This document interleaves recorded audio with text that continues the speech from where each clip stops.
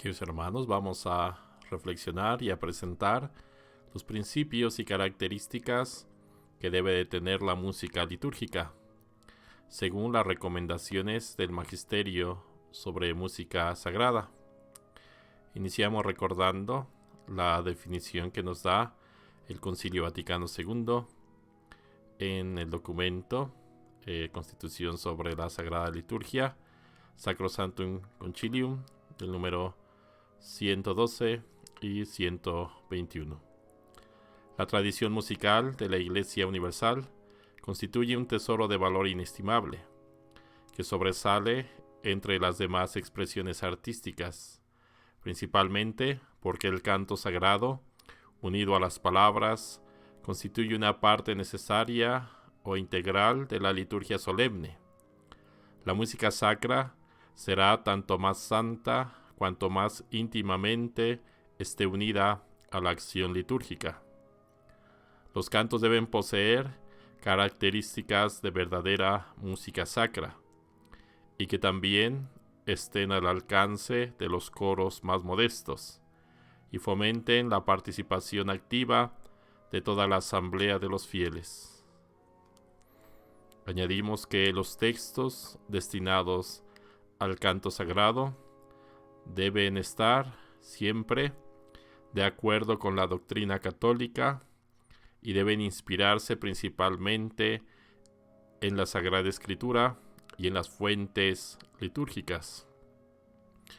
Iniciamos comentando estos textos. En primer lugar, valorar nuestra propia música, la música de la Iglesia Católica. ¿Dónde inicia? Pues miren, precisamente en el Nuevo Testamento. Hay textos que son palabra de Dios, que fueron escritos, compuestos por las primeras comunidades cristianas y que son cantos. De hecho, así les llamamos, el cántico de Zacarías, el cántico de la Santísima Virgen María, etcétera, ¿verdad? Hay textos que son cantos que usaban las primeras comunidades cristianas y que, inspirados por el Espíritu Santo, han sido añadidos y aceptados dentro de los libros sagrados y pertenecen al canon de la Sagrada Escritura.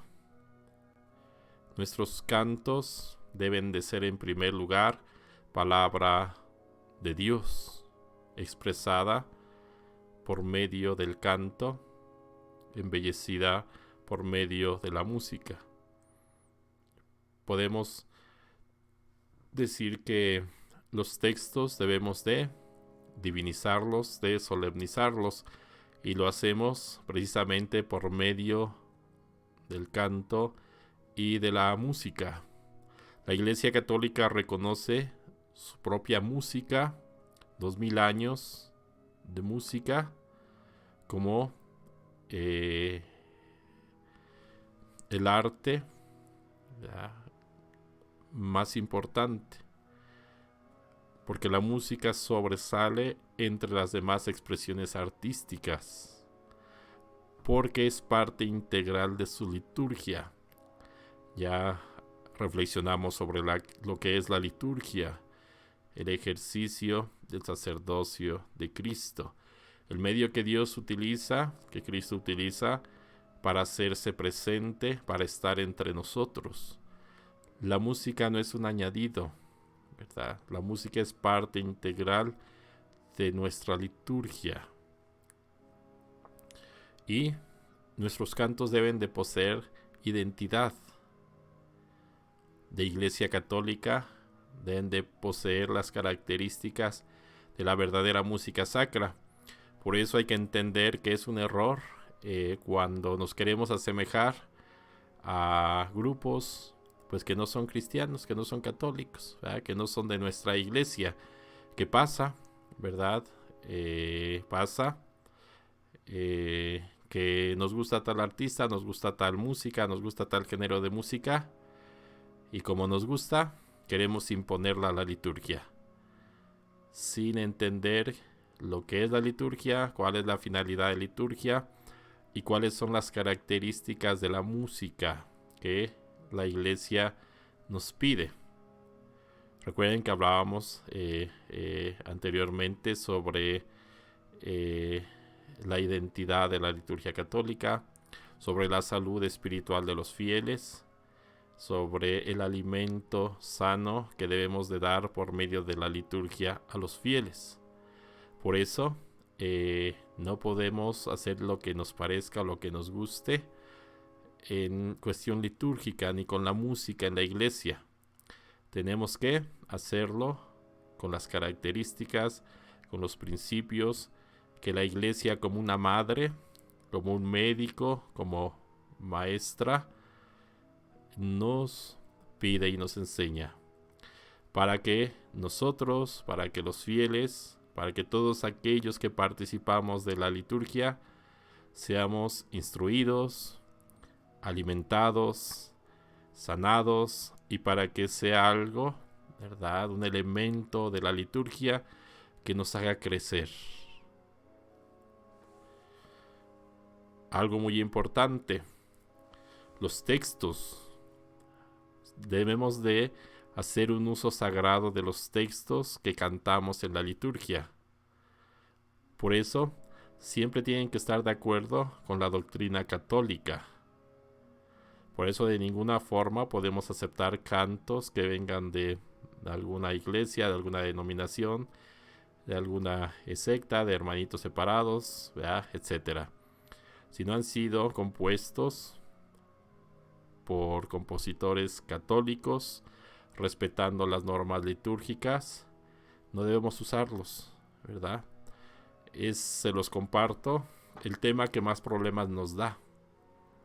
Yo les comparto que es donde más conflicto yo he encontrado, ¿verdad?, en este tema de los cantos que no son católicos, ¿verdad? Algunos los llaman protestantes, de los hermanitos separados, evangélicos, etcétera, ¿verdad? ¿Por qué? Pues porque a mucha gente le gustan, ¿verdad? Y es que padre, es que se me hace llorar, es que están muy bonitos. Pero recuerden lo que hemos dicho y vamos a insistir a lo largo de todo este curso, que el sentimiento no es criterio litúrgico. No ponemos las cosas porque nos gusten, ¿ya? Si no, vamos a empezar a meter desorden, ¿ya? Imagínense que un fiel dijera: ay padre, es que el color verde no me gusta, mejor vamos a poner una tela que tengo ahí que es como zarape, ¿ya? Un montón de colores y está bien bonita. Y bueno, y si empezamos a meter todo lo que nos gusta, pues bueno, no se trata de eso, ¿verdad? Se trata de entender que en la liturgia hay principios, hay significados, ¿verdad? Hay que hacer crecer y alimentar a los fieles con alimento sano. Y la iglesia tiene 2000 años haciéndolo. Es madre y maestra, que cuenta con una sabiduría, hay que acentuarlo, sabiduría de 2000 años, y que no debemos de desechar, ni perderle el valor, porque eso pasa, ¿verdad? Yo me he encontrado con gente que me dice que les gusta más, ¿verdad?, la música de nuestros hermanitos protestantes, ¿verdad? Aunque no les importa la doctrina, no les importa la fidelidad a su iglesia, etcétera, ¿verdad? Bueno, pues de ninguna manera, ¿verdad? Siempre de acuerdo a la doctrina católica y, en primer lugar, inspirados en la Sagrada Escritura y en las fuentes litúrgicas. Yo me he encontrado gente que me dice: padre, es que no sé qué texto tomar para hacer un canto de entrada. Bueno, pues vea las fuentes litúrgicas. ¿Cuáles son? Pues el misal romano, por ejemplo. Ahí viene una antífona de entrada. Podrías musicalizar la antífona de entrada y hacer un excelente canto de entrada ¿Por qué?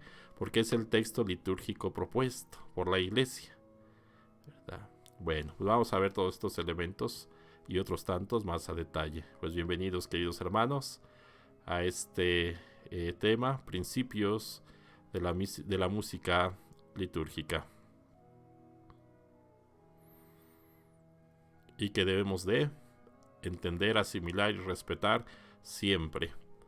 Los vamos a ir desglosando cada vez más, ¿verdad? Conforme vayamos avanzando en nuestros temas. En primer lugar, debemos entender que el texto es lo más importante en la música en la música litúrgica. ¿Cuál es la razón? Que en primer lugar tenemos que cantar la palabra de Dios. Esa es la primera razón. Que nuestra música tiene que ser la palabra de Dios cantada, expresada por medio del canto. La música tiene que revestir, así como un vestido reviste a la novia, así la música tiene que revestir los textos sagrados. El texto es lo más importante porque también debe de ser la doctrina de nuestra Santa Iglesia Católica, expresada por medio del canto. Por ello, no se pueden aceptar cantos que no sean católicos. Todo canto tiene una doctrina. Y la nuestra siempre que tiene que ser la de la Iglesia Católica. Pongo un ejemplo. Tendrán presente aquella oración tan bella de Santa Teresa. Esto es solamente un ejemplo, ¿verdad? Que dice: nada te turbe, nada te espante, ¿verdad? Etcétera. Y dice: solo Dios basta. Dicha esta expresión, solo Dios basta, por Santa Teresa, por la Iglesia Católica, no significa lo mismo a que lo diga un hermanito de otra iglesia, ¿verdad? A un hermanito protestante. Cuando ellos dicen solo Dios basta, significa no al Papa, no a los sacramentos, no al sacerdocio, no a la misa, no los sacramentales, no un montón de cosas, ¿verdad? Que para la Iglesia Católica son medios, son caminos de salvación. Cuando un católico dice solo Dios basta, no está negando todas las fuentes de salvación que tenemos. No niega los sacramentos, el sacerdocio, al Papa, etc.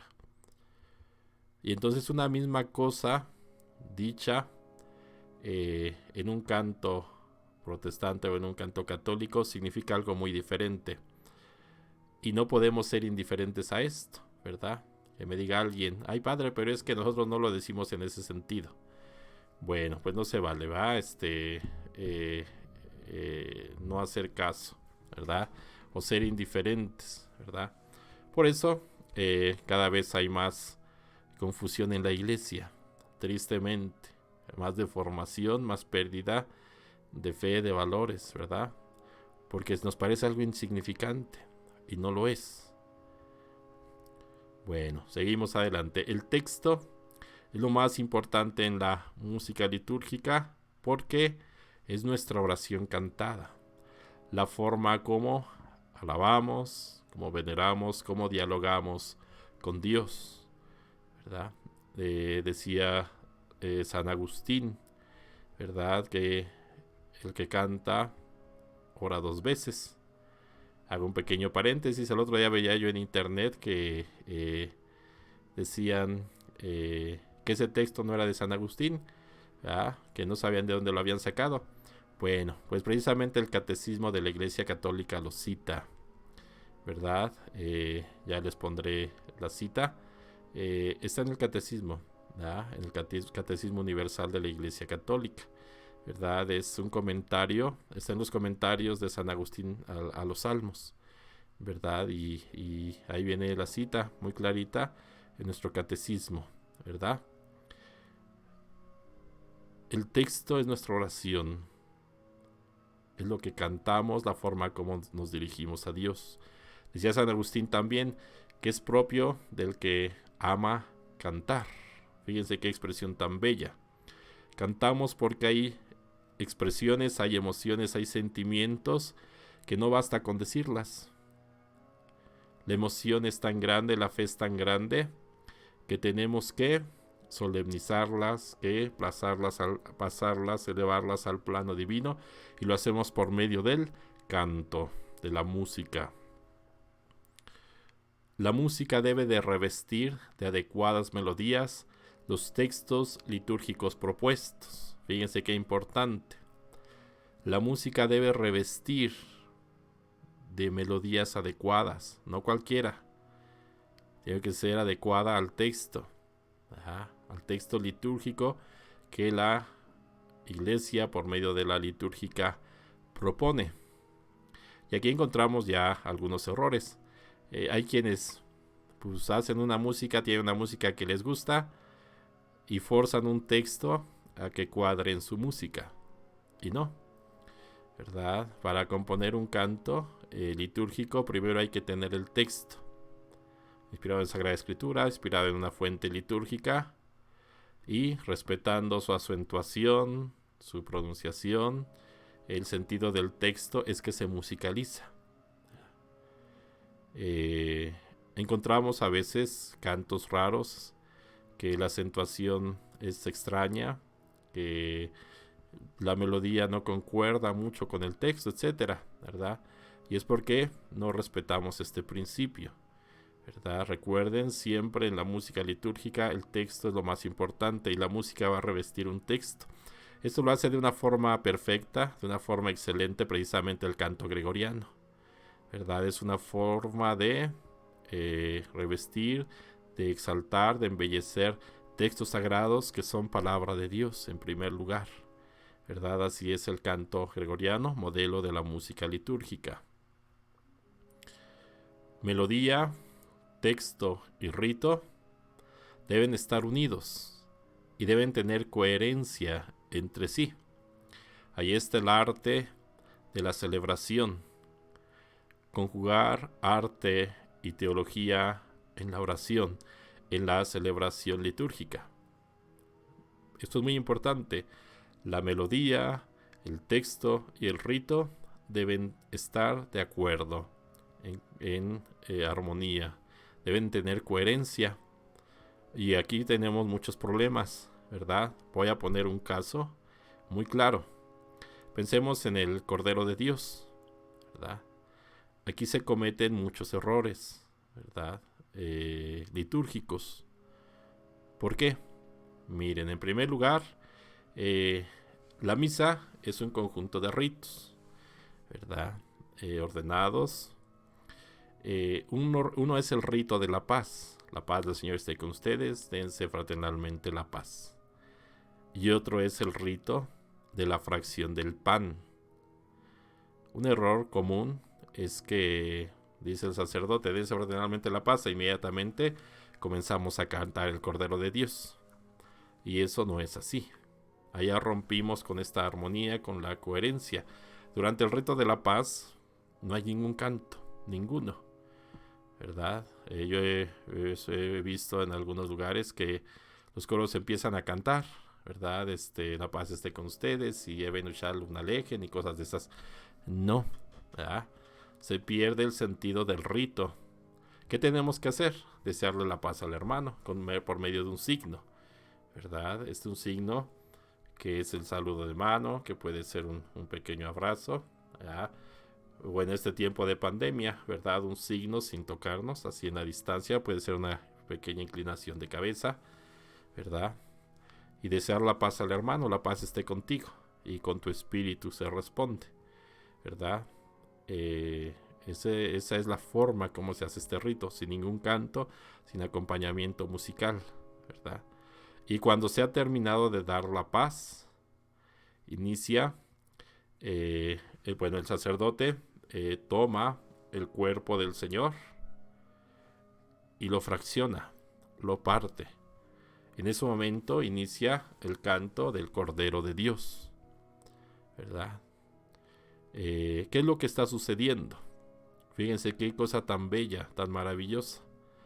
En ese momento estamos ante Cristo muriendo en la cruz. Ese es el sentido del rito. Por eso le cantamos al Cordero de Dios, aquel que es sacrificado, aquel que entrega su vida, que derrama su sangre para el perdón de los pecados. Ahora bien, ¿qué pasa cuando encimamos los ritos? Pues pierden sentido, ¿verdad? Imagínense Cristo muriendo en la cruz y nosotros dándonos recaditos porque uno llegó tarde y en vez de darle la paz lo saludamos y aprovechamos para dar recados, para platicar, para el cuchicheo, etcétera. Y peor tantito, imagínense, si Cristo está muriendo en la cruz, ¿qué música tiene que haber en ese momento? Miren, les invito a que piensen en lo siguiente. Seguramente vieron la película de La Pasión de Cristo, de Mel Gibson. Bueno, imagínense que como director de cine tenemos esta escena y que hay que elegir la música para el momento en el que Cristo está muriendo en la cruz.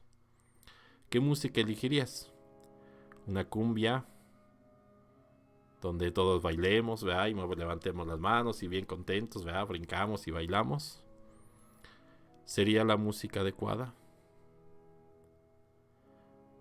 Pues no, ¿verdad? Tendría que ser una música solemne, sobria, meditativa, respetuosa, que ayude a los fieles, a quienes participamos, a encontrarnos con Cristo en la cruz, a sensibilizarnos a ese momento tan importante. Pero bueno, regreso al ejemplo del cine. No es que nosotros imitemos a los cineastas, ¿verdad? De ninguna manera. Eso nosotros lo venimos haciendo por 2000 años, ¿verdad? Revistiendo los ritos sagrados de música. Pero llama la atención, y lo digo con todo respeto, ¿verdad? Que pareciera ser que por ejemplo, los directores de cine lo hacen mejor que los músicos de muchas iglesias, ¿verdad?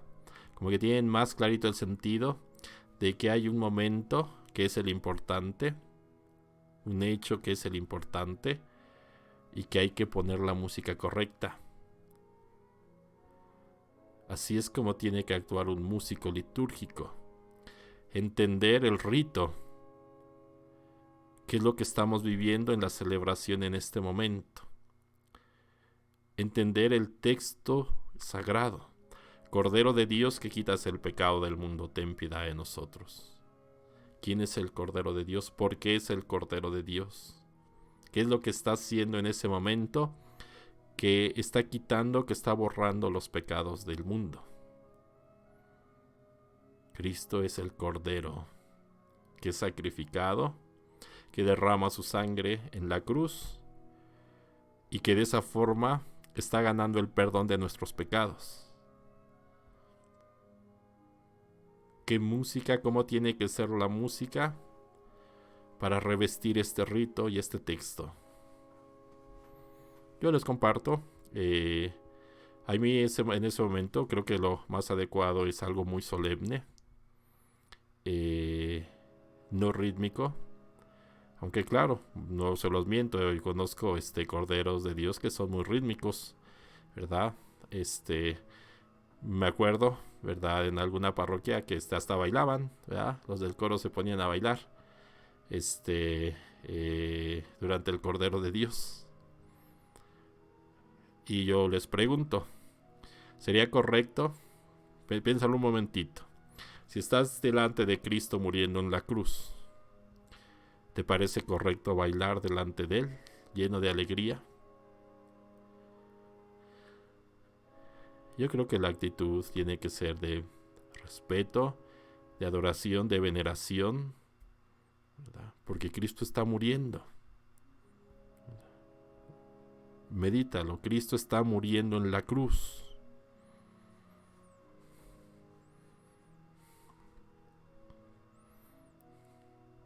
Pero esto mismo tenemos que hacer para cada parte de la misa. Entender el rito y el significado de los textos sagrados, de los textos litúrgicos. Porque con tu música tienes que crear la atmósfera, tienes que ambientar, tienes que revestir ese momento y ese texto. Tiene que haber concordancia, coherencia. Miren, pongo otro ejemplo. Imagínense que es 24 de diciembre por la noche, la solemnidad, la celebración litúrgica solemne del nacimiento de Cristo. Está todo preparado. Las flores se han dispuesto, flores de Nochebuena, se ha puesto el árbol de Navidad, todo el ornato necesario. El sacerdote ha preparado una homilía para explicar este misterio en base a la palabra de Dios, etc. Todo se ha dispuesto y ensayado. Iluminación, ornato, signos, ¿verdad? Todo bien preparado. Y el coro inicia cantando: Perdona a tu pueblo, Señor, perdona a tu pueblo, perdónale, Señor. Bueno, pues hay algo que ya no checa. Es un canto para otro momento, para otro tiempo, etc. No hay coherencia, no hay concordancia. ¿Qué sería lo indicado? Pues si estamos en Navidad, en la solemnidad, pues cantar un canto propio de Navidad. Adeste fideles, leti triunfantes, venite, venite in Betlehem. Bueno, tantos villancicos litúrgicos que existen, ¿verdad? Cantos litúrgicos para este día de Navidad. Si todo va de acuerdo, la gente es instruida. La gente es alimentada. Ayudamos a la gente, a los fieles, a glorificar a Dios, pero también les ayudamos a crecer a ellos en santidad, en entendimiento, en conocimiento de Dios. Pasaría lo mismo, ¿verdad? Imagínense que estamos en primer domingo de Cuaresma y pues los del coro no prepararon, no van al corriente con el tiempo litúrgico, ¿verdad? Y en el primer domingo de Cuaresma inician cantando, ¿verdad? Ven, ven, Señor, no tardes. Bueno, ¿verdad? Chocamos, ¿verdad? Con los textos litúrgicos, e incluso podemos elegir cantos que no van de acuerdo, ¿verdad? Que no son católicos, ¿verdad? Que son tomados de otros lugares, que son parodias, etcétera, etcétera. Como es precisamente este canto, ¿verdad? Que acabo de decirles, de Ven, Señor, no tardes. Bueno, seguimos adelante. Entonces recuerden, el texto es lo más importante en la música litúrgica, porque son textos sagrados que nosotros debemos de revestir de forma adecuada con la música. Y siempre tiene que haber coherencia entre rito, textos y música. Razón por la cual la voz es también principal en la música litúrgica. Dado el punto anterior, la voz humana es lo más importante en la liturgia. Y los instrumentos tienen función de acompañamiento. Por tanto, no deben sobresalir ni opacar la voz. Aquí también podemos tener problemitas, ¿verdad? Hay coros, yo he conocido algunos, que cuidan mucho su música. Y a veces es demasiados instrumentos y descuidan por completo la voz. Seguramente conocen algunos que dirán, es que yo no canto, porque si o canto o toco, no puedo hacer las dos cosas, ¿verdad? Bueno, pues hay que ensayar, hay que practicar, ¿verdad? Yo les digo, es mejor que canten a que toquen, ¿verdad? Porque el texto es lo más importante, ¿verdad? Y cuidar mucho que la música no sea excesiva, que distraiga, que opaque, que obstaculice la voz, ¿verdad? Por eso un organista tiene que saber registrar el órgano. Ahí, por ejemplo, les puedo platicar que hay veces que los organistas no saben registrar, ¿verdad? Ponen demasiados registros y el órgano se escucha con demasiado sonido agudo y la voz humana se pierde, ¿verdad? Cuando se ejecuta una pieza de órgano, pues se pueden utilizar toda la riqueza de registros que tiene un órgano. Pero cuando se esté ejerciendo el servicio como cantor, es decir, cuando se canta, el órgano no debe de sobresalir, ¿verdad? Nos decía el maestro Héctor Salcedo en un taller de órgano, por ejemplo, que bastaba con el registro de 8 pies, ¿verdad? Yo les comparto que así lo hago cuando toco el órgano y voy a cantar. Pues solamente, ¿verdad? Un solo registro, el de 8 pies, suficiente, ¿verdad? Si pusiese más registros, ¿verdad? Pues la voz opacaría, ¿verdad? Y la voz ocupa un lugar principal.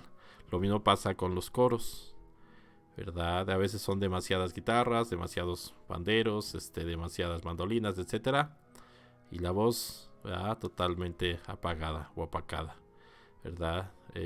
Pasa a veces, me ha tocado también ya verlo, en algunos grupos que les gusta, por ejemplo, la batería, y pues parece que están tocando heavy metal, no sé, ¿verdad?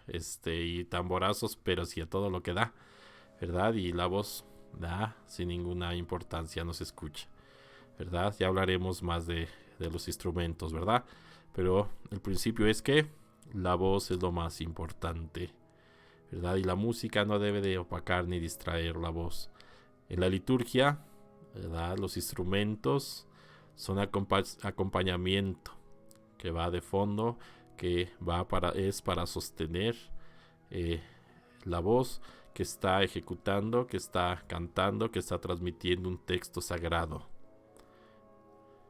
La voz debe de ser clara, cuidada, con un mínimo de técnica para no gritar ni presentar el texto en forma escandalosa, ¿verdad? Por eso, cuando ensayen como coros, como músicos, lo primero es vocalizar, es trabajar la voz, ¿verdad? Recuérdenlo, es lo principal y lo fundamental. De hecho, yo les comparto, con todo respeto, no es porque tenga que imponerlo, les quiero compartir lo que yo hago. Cuando yo ensayo, por ejemplo en mi parroquia o con los coros, con algún coro, pues yo les digo, ¿verdad? Pues vamos solamente a cantar, a vocalizar, ¿verdad? Únicamente trabajamos la voz, ¿verdad? Y eso quienes me conocen lo pueden corroborar, ¿verdad? Pues si son coros que tienen guitarras, bueno, conmigo ensayan la voz, ¿verdad? Vocalizamos, buscamos los matices, el significado de los textos, reflexionamos quizás sobre el momento litúrgico, sobre el significado de ese momento y cómo tiene que ser el canto, la expresión del canto, ¿verdad? Y bendito sea Dios, me ha dado buen resultado, porque conforme van entendiendo el sentido, el significado, van adecuando sus instrumentos, sin necesidad de que yo llegue y a ver, quítenme todo eso, ¿verdad? O ese no me gusta, o etcétera, ¿verdad? Yo lo sé por experiencia propia que cuando llegamos y les queremos prohibir todo, sin haberles explicado, sin haberles hecho entender, sin haberles hecho vivir lo que la iglesia quiere, a veces se nos ponen rebeldes, ¿verdad? O puede ser contraproducente, ¿verdad? Pues mejor formarlos y educarlos, ¿verdad? Y creo que la mejor forma es pues ensayar, trabajar, ejercitar, ¿verdad? La voz, darle su importancia a los textos, ¿verdad? Y ellos por solitos van entendiendo, ¿verdad? Y van aplicando estos principios. La voz es fundamental. Y hay que entender algo, que el modelo del canto litúrgico es el canto gregoriano, ya que reviste el texto, que es sagrado, sagrada palabra de Dios, fuente litúrgica, y lo presenta de una forma solemne y bella. Nos enseña la Iglesia que es el canto que más eleva las almas a Dios. Lo repito, eso es fundamental, ¿ah? Y es definición de la Iglesia. El modelo de canto litúrgico es el canto gregoriano. Yo sé, ¿verdad? Hay quienes dicen, padre, es que eso es para viejitos. Padre, es que eso ya se usa. Es que eso da miedo. Es que esa música no la entendemos. Bueno, si la gente lo expresa es porque es un sentimiento real que viven. Pero yo les comparto mi experiencia. Que cuando comenzamos a ensayar canto gregoriano con jóvenes, con niños, con coros, al principio efectivamente no lo entienden, pero después quedan maravillados, ¿verdad? Y después lo piden.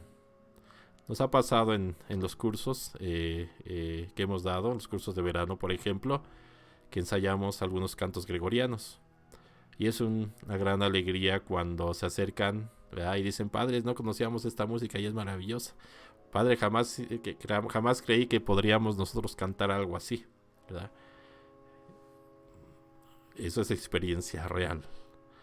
Más bien, quizá no, muchos no tenemos la preparación, no lo conocemos, o quizá le tenemos cierto miedo, ¿verdad? A este tipo de canto. Pero recuérdenlo, es el modelo del canto litúrgico, ¿verdad? ¿Y esto qué significa? Que tu modelo no es el artista, ¿verdad? Que ves en internet, que te gusta su música, ¿verdad? Ese no es tu modelo, no debe de ser. Yo he conocido músicos que así lo dicen y así lo hacen.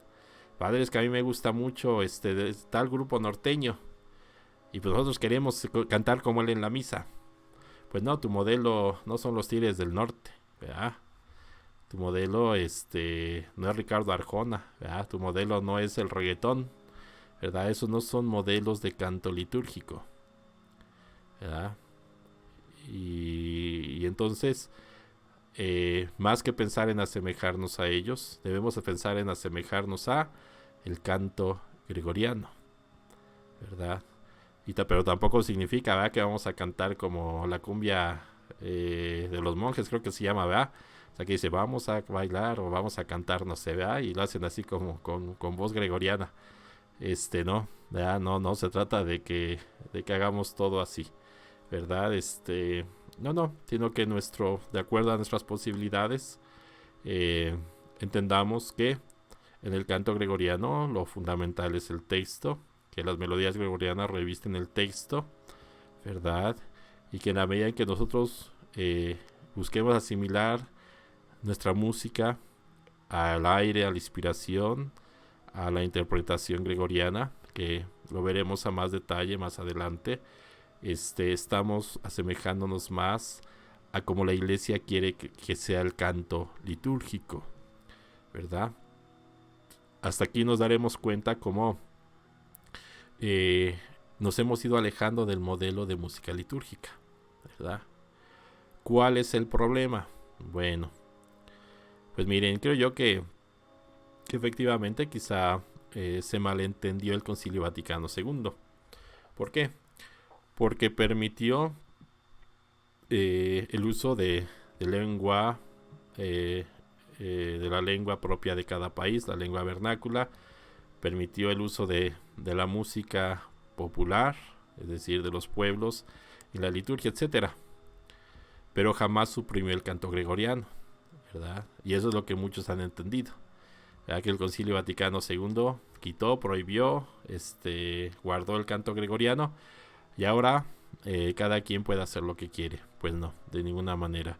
Eso no es así, ¿verdad? Entonces hay que entenderlo. Hay un modelo de música litúrgica con características que debemos de tener siempre presentes y que son las que acabamos de citar. La voz es importante, ¿verdad? Siempre debemos tener presente que con nuestra voz ayudamos a que los fieles se encuentren con Dios en la oración litúrgica y participen en la celebración. Nosotros no somos los dueños de la música, no somos los dueños del canto y no vamos a dar un concierto. Ojalá cantemos con calidad de concierto, ¿verdad? Porque eso significa que estudiamos, que preparamos, ¿verdad? Que tomamos en serio nuestro ministerio. Pero el canto pertenece al pueblo de Dios y los fieles deben de participar del canto. Por eso debemos de tener siempre presente que con nuestra voz debemos hacer que los fieles canten. Debemos ser motivadores, animadores del canto del pueblo de Dios. No es un servicio exclusivo del coro, ¿verdad? Eso es un principio de la música litúrgica. Si cuando ustedes van a misa, ¿verdad?, solamente ustedes cantan y los fieles nomás se quedan viendo, bueno, algo les está fallando, ¿verdad? Les está fallando este principio, ¿verdad? Que vamos a ver más detalle poquito más adelante. Los instrumentos deben ser tocados con arte y técnica. Para ello es importante ensayar y prepararse. Hay que crear música, y digo con todo respeto lo siguiente, no ruido. Música y no ruido, que interrumpa la oración y el encuentro con Dios. Debe ser música que eleve, que sensibilice las almas para encontrarse con Dios. Que haga que los fieles participen, que hagan su oración de manera cantada, embellecida por la música. Y entonces nuestra música no debe de interrumpir la oración, ni el encuentro con Dios, ni escandalizar a los fieles, ¿verdad? Vamos a ver ahora, hablar ahora respecto a los instrumentos, ¿verdad? Aquí hay mucha confusión, espero aclarárselos. Miren, los instrumentos pueden ser usados en la liturgia, ¿verdad? Teniendo en cuenta la aceptación popular y que sirvan realmente a la celebración sin distraer a sus fines, ¿verdad?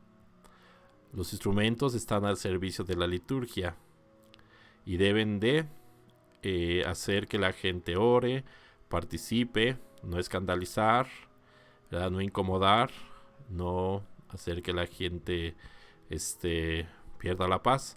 A mí me pasó, ¿verdad? En alguna parroquia, se los comparto. Había un grupo que cada que iban a misa parecía fiesta sonidera, ¿verdad? Llevaban unas bocinotas y unos tamborazos y unos bueno, mucho ruido, mucho ruido, ¿verdad? Yo salía con las orejas así, ¿verdad? Me resumbaban, bueno, me salían haciendo así los oídos, ¿verdad? Del volumen tan alto, ¿verdad? Y de la cantidad de ruido. Y pues no era una iglesia muy grande. De ninguna forma hacía falta poner amplificadores, ¿verdad? Bastaba con dos solos instrumentos, ¿verdad? Con el solo volumen de instrumentos. Si alguno había que conectarlo, pues bastaba, ¿verdad?, con un poquitito de volumen, ¿verdad? Y todo lo bueno que hacían, pues se perdía, porque ya no se distinguían los sonidos, las armonías, los ritmos, no se distinguía nada, ¿verdad? Era un ruido que retumbaba. Y sí, efectivamente los fieles me decían, ay padre, dígales algo, ¿verdad? Sí, me decían los fieles, ¿verdad? Nosotros ya les dijimos, pero dicen que hasta que no le diga el padre, ¿verdad?, que le bajen a su ruido, que hasta que no les diga el padre, no le van a bajar, ¿verdad?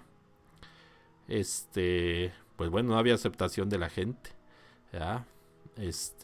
No había una conciencia de que la liturgia, la Eucaristía es oración, y que la gente va a encontrarse con Dios, a dialogar con Dios, y que tenemos que salir con paz, ¿verdad? No así los oídos retumbando, ¿verdad?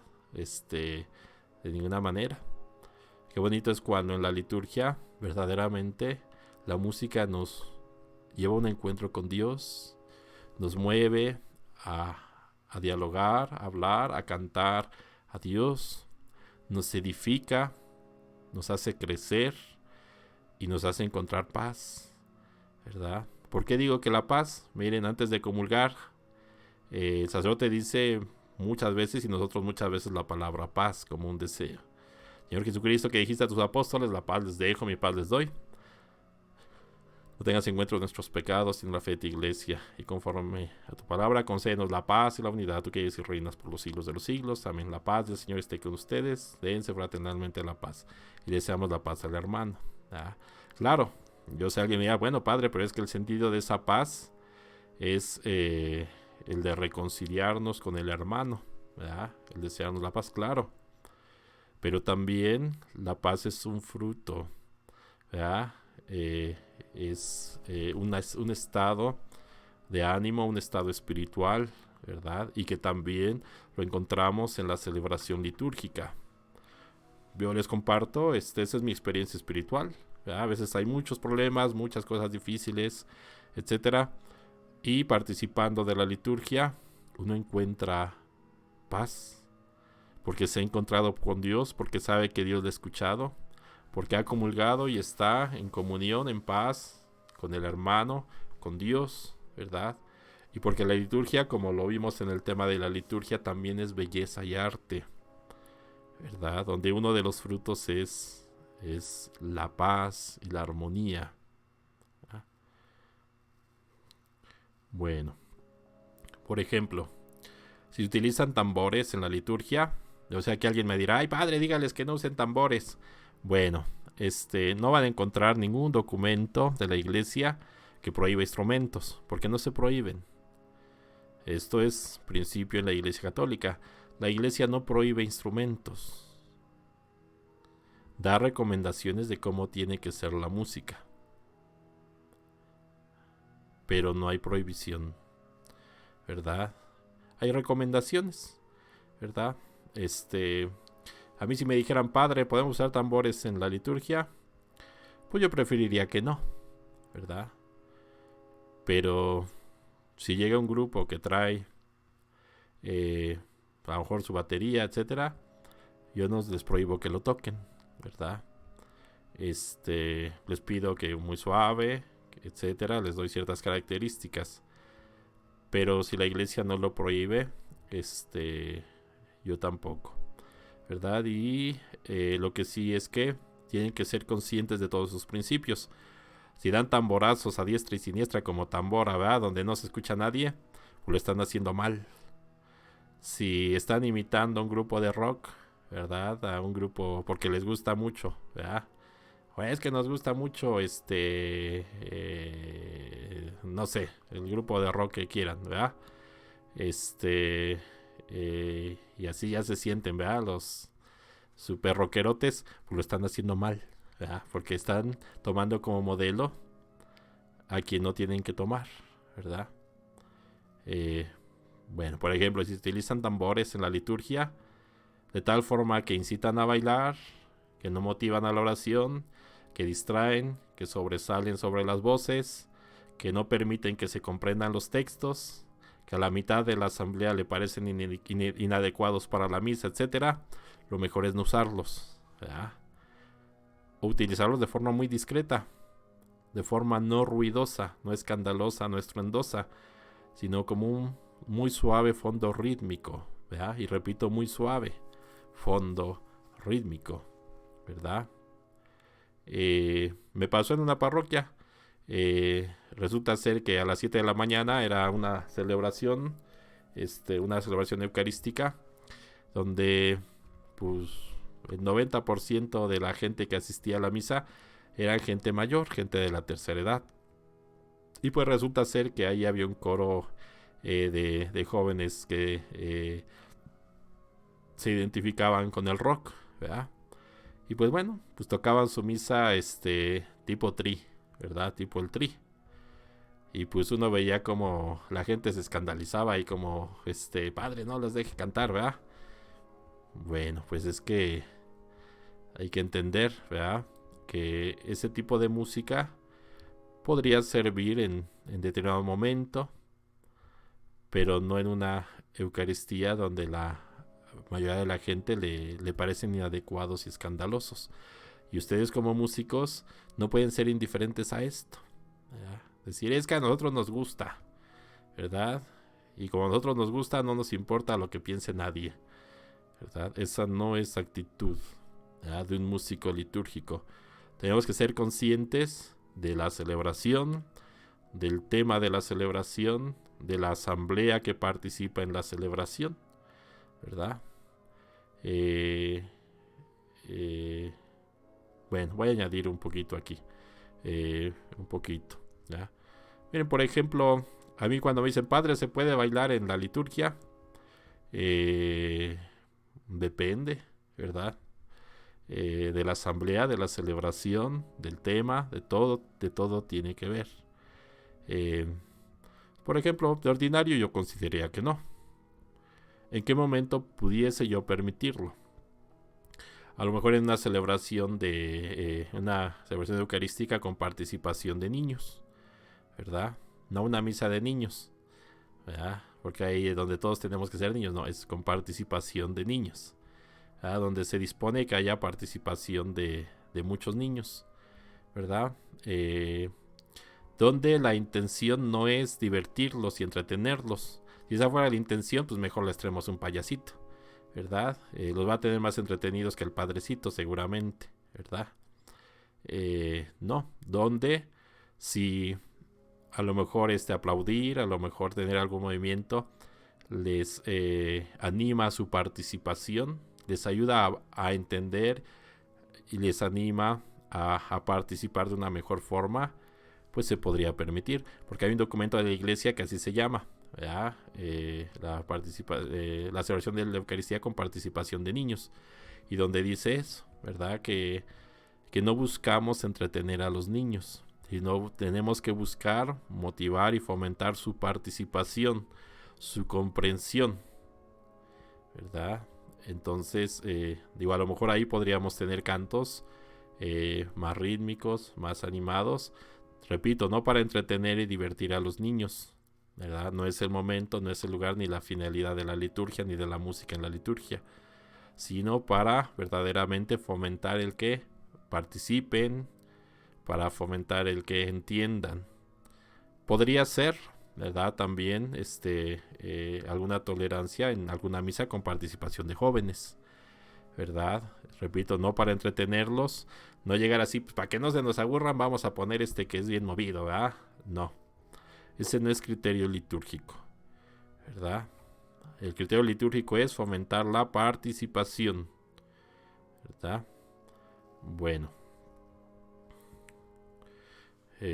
vamos a seguir adelante. Otro principio que tenemos es el de la inspiración, ¿verdad? Esto es importante para quienes componen o quieren componer cantos, ¿verdad? Ocupan en primer lugar en importancia los cantos inspirados en la Sagrada Escritura, los salmos, palabra de Dios, los cánticos, ¿verdad?, que ya están en la palabra de Dios, y los textos bíblicos los podemos musicalizar, por supuesto.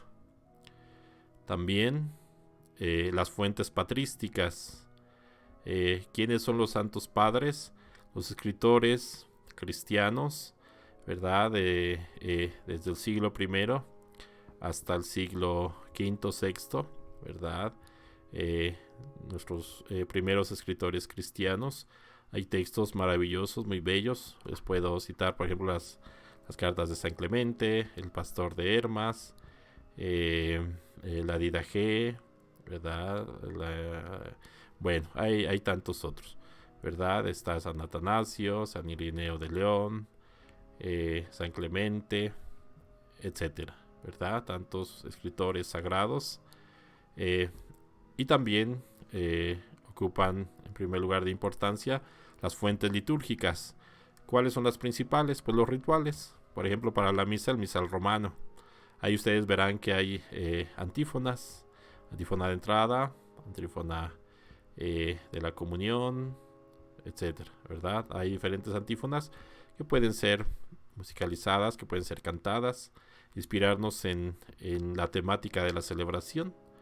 Por ejemplo, si es una fiesta de la Virgen, si es la fiesta de algún santo, pues lo ideal sería que pusiéramos un canto, por ejemplo, de entrada, que nos introduzca ese tema, ¿verdad? Por ejemplo, en una fiesta de la Virgen, pues poner un canto de entrada de la Virgen. Si es sobre el tema de la celebración, pues qué mejor, ¿verdad? Las fuentes litúrgicas son, por ejemplo, las del año litúrgico. En Adviento, pues cantar los cantos de Adviento. En Cuaresma, Navidad, en Pentecostés, etcétera. Utilizar los cantos propios, los textos propios para esas celebraciones. Pero a veces pasa, ¿verdad? Por ejemplo, en Semana Santa, que los coros no saben ni qué cantar, ¿verdad? Y le sufren mucho para encontrar, es que qué cantamos, si es Jueves Santo, es que el Viernes Santo, ¿qué se canta? Pues si se fueran a la fuente litúrgica, ahí hasta dice que se canta, ahí vienen los cantos propuestos, ¿verdad? Y sería lo principal que esos textos, esos cantos que la liturgia propone sean los que se canten. No hace falta por romperse tanto la cabeza buscando, ¿verdad? O incluso poner cantos que no son propios, ¿verdad? Que no son a veces ni católicos, ¿verdad? Para que forzamos a que entre a la liturgia, ¿verdad? Y hay que respetar siempre nuestra doctrina católica, ¿verdad? Por eso yo siempre voy a insistir en esto. No podemos aceptar cantos que no sean católicos en nuestra liturgia. Y yo también les diría que un católico no es recomendable que escuche cantos que no sean católicos, ¿verdad? Aunque tristemente, pues cada vez conocemos a más católicos que los escuchan, ¿verdad? Bueno, les hablaré un poquito más adelante a más profundidad el por qué yo digo que no, ¿verdad? No se lo recomiendo. Y no perder de vista que nuestra música es oración profunda y amplificada, siempre al servicio de la liturgia. Nuestra música tiene que ser oración para dar gloria a Dios y para santificar a los hombres, ¿verdad? Hace que nuestra oración sea más profunda y la amplifica. Y siempre debe de estar al servicio de la liturgia, ¿verdad? No al servicio de otros intereses, no al servicio de otros gustos, ¿verdad? Sino de la liturgia.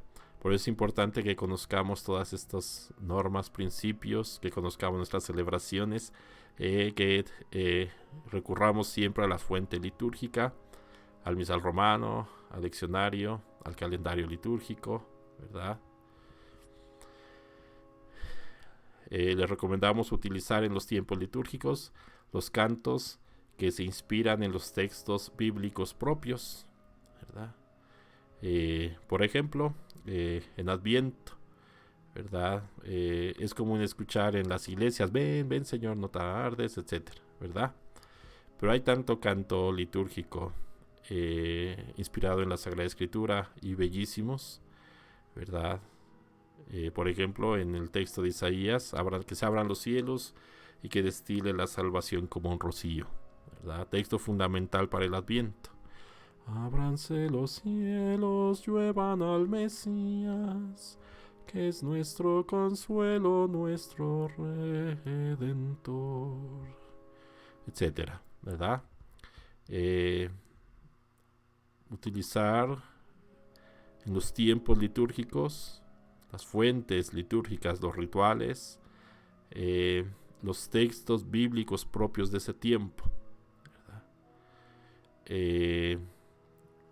Imagínenselo, ¿verdad? Vamos a pensarlo. Todo tiene que estar en sintonía y en concordancia. Se prepara el templo.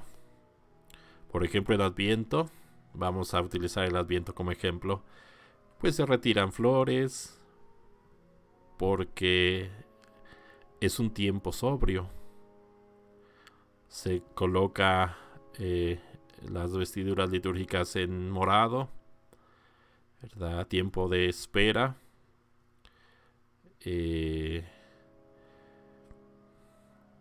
Se ponen los signos, como es el árbol, ¿verdad? La corona de Adviento. Cambian las lecturas, ¿verdad? Inspiradas en el profeta Isaías, se nos hablará de San Juan el Bautista, de la Virgen María, los grandes personajes del Adviento. El sacerdote, al predicar, comienza a tomar esos tiempos, esta temática de preparación, ¿verdad? De las promesas mesiánicas y de la espera del Salvador, ¿verdad? Es decir, que nuestra espiritualidad cambia de acuerdo a la temática. Y si la música, si nuestros cantos, si nuestros textos van de acuerdo a todo esto, van a generar una atmósfera. Y de esta forma, el sacerdote, ustedes como músicos, como coros, como cantores y los fieles que participen, van a ser edificados, van a crecer, van a ser instruidos y van a comprender. Porque puede pasar, ¿verdad? Imagínense que al salir de la misa hiciéramos un examen y les dijéramos a los fieles, a ver, ¿de qué trató la celebración? Imagínense una respuesta como esta. Pues quién sabe, ¿verdad? Pues cantaron una cosa, las lecturas decían otra, el sacerdote predicó de sabrá Dios qué cosa, ¿verdad? Que hay que cooperar porque están remodelando el templo, ¿verdad? Y hay que caernos con nuestra ayuda, ¿verdad? Y pues el templo, pues aquí hay cosas de una cosa, de otra, etcétera. Pues efectivamente, ¿verdad? Podemos salir sin una idea clara, sin haber entendido. Pero qué bonito, y así tendría que ser. Que si le preguntamos al fies de qué trató la celebración, pues que estamos en Adviento, ¿verdad? Cantamos, ¿verdad? Suplicando al Mesías que venga, que descienda, que se haga presente, que venga a refrescar la tierra reseca. Las lecturas nos hablaron, ¿verdad?, de las promesas mesiánicas del profeta Isaías. El sacerdote nos explicó la palabra de Dios y nos dijo cómo tenemos que vivir este tiempo de Adviento, ¿verdad? Y pues mire los colores, el ornato, ¿verdad? Ya vimos ahí la corona de Adviento, etcétera. Y entonces ya sé que tenemos que pedir que venga el Salvador, que lo estamos esperando, que estamos en un tiempo de espera, de súplica, etcétera, ¿verdad? Cuando utilizamos los textos de forma correcta, cuando nuestros cantos están inspirados en las fuentes litúrgicas, en la palabra de Dios, cuando están de acuerdo y concorde con la liturgia, con sus tiempos, con sus ritmos, con la palabra de Dios, etcétera, entendemos, crecemos y vivimos la espiritualidad como tiene que ser vivida y entendida por la Iglesia. Cuando no lo hacemos, podemos hacer de la liturgia un desorden y no ayudamos a este crecimiento, a la salud espiritual de los fieles, ¿verdad? A veces pasa que hay fieles que dicen, pues es que es todo lo mismo, es bien aburrido, ¿verdad? Si los fieles piensan eso es porque efectivamente, ¿verdad?, siempre es lo mismo. Cantamos lo mismo en tiempo ordinario, que en Cuaresma, que en Pascua, que en Adviento, ¿verdad? No cuidamos determinados elementos que son signos en el ornato del templo, en los signos que son propios de cada tiempo, de las celebraciones, etcétera, y no cuidamos la música. Pero fíjense, cuando sabemos darle a cada celebración, a cada tiempo, cuando vamos siguiendo el ciclo litúrgico, las recomendaciones litúrgicas, etcétera, no es aburrido, porque no es monótona la liturgia. La liturgia tiene una riqueza enorme. Bueno, ya platicaremos más a detalle del año litúrgico, ¿verdad? Bueno, puedo añadirlo, puedo por ejemplo, añadir algo. A mí me han preguntado eso. Oye, padre, no es aburrido. ¿No se le hace aburrido siempre lo mismo? Yo les digo, no, es que no siempre es lo mismo, ¿verdad? Efectivamente, la liturgia es un ciclo, ¿verdad? Pero no es un círculo, ¿verdad? Es una espiral, ¿verdad? Que va elevándose, que va creciendo, que cada vuelta que da no es igual al año anterior. Yo digo que es como un tornillo. Un tornillo, le vamos dando vueltas al mismo tornillo, pero cada vuelta penetra más y se hace más fuerte. Así tiene que ser la liturgia en la iglesia. De tal forma que cada vuelta, que cada celebración, etcétera, tendríamos que conocer más profundamente a Dios. Y tendría que ser nuestra vida espiritual más fuerte. Tendríamos que crecer en conocimiento y en santidad, en perfección. Pero para eso hay que hacer uso, respetar la liturgia y las recomendaciones litúrgicas de la iglesia, ¿verdad?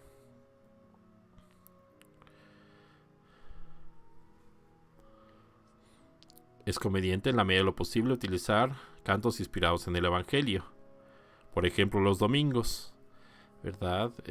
Pero sin perder en cuenta que los fieles tienen que participar. Conocí un coro, ¿verdad? Que se rompía la cabeza porque cada domingo querían cambiar el canto y poner el propio del Evangelio. Entonces pues no encontraban, ¿verdad? No encontraban cantos para cada domingo, entonces sufrían mucho. Bueno, eso se puede hacer y utilizar, pero recuerden que siempre hay que privilegiar la participación de los fieles, ¿verdad? Si cambiamos tan frecuentemente los cantos por nuevos que no conocen los fieles, pues no van a poder participar, ¿verdad? Los cantos contienen la doctrina de nuestra iglesia. En ellos encontramos nuestras verdades de fe y son reflejo de ellas. La iglesia canta sus verdades, canta lo que cree. Y nuestros cantos siempre tienen que estar inspirados en la doctrina de la iglesia, no en otras iglesias, en otras creencias. Por eso, repito con insistencia, no cantos que no sean católicos en la iglesia, de ninguna manera. ¿Sí? Esto es un principio. Es importante valorar el tesoro artístico y doctrinal que a lo largo de 20 siglos se ha ido acumulando en la Iglesia Católica. Razón también por la cual no debe utilizarse música de grupos religiosos ajenos o contrarios a nuestra Iglesia, ¿verdad? A mí me da mucha pena y mucha tristeza, pero me lo han dicho, ¿verdad? Que me dicen, padre, es que la música de nuestros hermanitos protestantes es mejor. Bueno, eso denota una total ignorancia de la historia de la iglesia, ¿verdad? Bueno, yo estoy trabajando en hacer un pequeño manual de historia de la música, de la música en la iglesia católica. Hay libros, por supuesto, ¿verdad? Algunos muy grandes, algunos muy caros, algunos de difícil comprensión. Se los digo porque estoy leyendo, estoy estudiando un poquito. Pero quisiera hacer un compendio así más sencillo, ¿verdad? Muy asequible, de historia de la iglesia. Para que entendamos que la música en Occidente en gran medida se ha desarrollado dentro de la iglesia católica, ¿verdad? Por ejemplo, la polifonía, la armonía, la escritura musical, ¿verdad? Se desarrolló, se creó dentro de la Iglesia Católica. Tenemos 2000 años de música, eso nunca lo deben de olvidar, 2000 años de música de la más alta calidad, ¿verdad? De hecho, yo me atrevo a afirmar que ninguna otra iglesia y quizá ninguna otra institución tiene tanta música como la Iglesia Católica. Me compartí a alguien, por ejemplo, que estuvo trabajando en el archivo de la Catedral Metropolitana de la Ciudad de México, que tenía una cantidad impresionante de partituras, de siglos, que estaban catalogando, ¿verdad? Cajas y cajas y de partituras que a lo largo de los siglos, compositores mexicanos, españoles, etcétera, ¿verdad? Fueron creando tan solo en la Catedral Metropolitana. Pero piensen en los monasterios, en cuántas catedrales, en cuántas iglesias, en cuántos seminarios, en cuántas escuelas de música, que la Iglesia Católica tiene muchísimas en el mundo, ¿verdad? Durante estos 2000 años se tiene. Bueno, ojalá algún día podamos conocer y profundizar sobre este tema, sobre la riqueza tan grande que es la música de la Iglesia Católica. La Iglesia lo define así como un tesoro de valor inestimable, que sobresale sobre las demás expresiones artísticas. ¿Qué otras expresiones artísticas tenemos? Por ejemplo, la arquitectura. ¿Cuántos templos maravillosos? Si tenemos, por ejemplo, la Catedral Metropolitana, el edificio más importante del centro histórico, de la Ciudad de México. La pintura. Cuántas obras de arte. La escultura. Cuántos miles y miles de libros a lo largo de los siglos se han escrito dentro de la Iglesia Católica. Pues entre todas estas expresiones maravillosas de arte, la música sobresale. Y debemos de valorarla en primer lugar nosotros.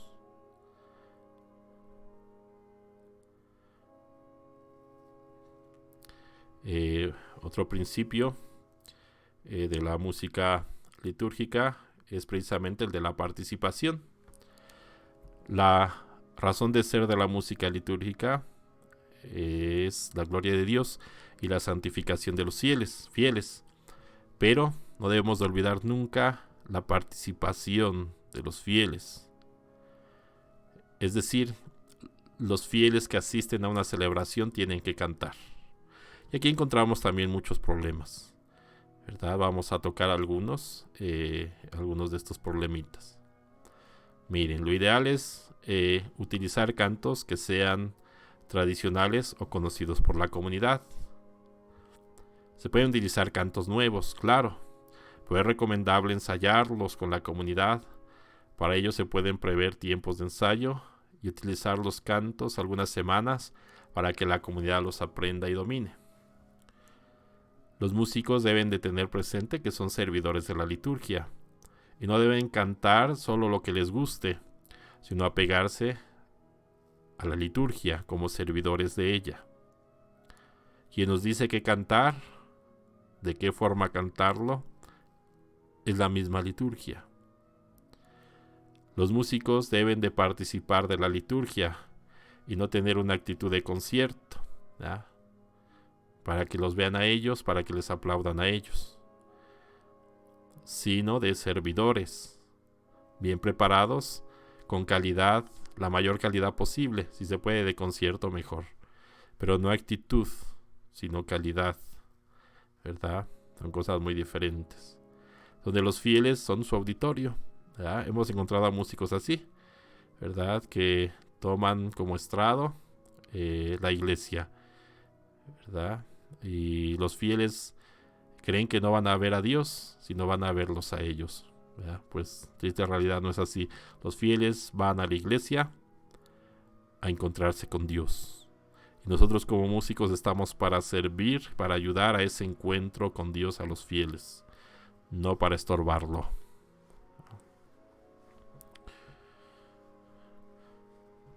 Los fieles no deben de participar en una actitud pasiva, no deben ser pasivos, deben de cantar, ¿verdad? El ideal de los ministros de la música es hacer que la comunidad participe cantando. Bueno, aquí tenemos algunos problemitas, miren. Hay a quienes no les gustan los cantos tradicionales, porque dicen que son para viejitos, ¿verdad? Bueno, ¿qué le recomendaríamos? Que hay que cantar los cantos que pertenecen al pueblo. Si son tradicionales, pues esos, ¿verdad? Si son cantos nuevos, hay que hacerlos tradicionales. A mí me ha pasado eso en las parroquias donde yo he estado, ¿verdad? Hay algunos cantos que yo llego y la gente no se sabe. Pero ¿cómo los hago tradicionales?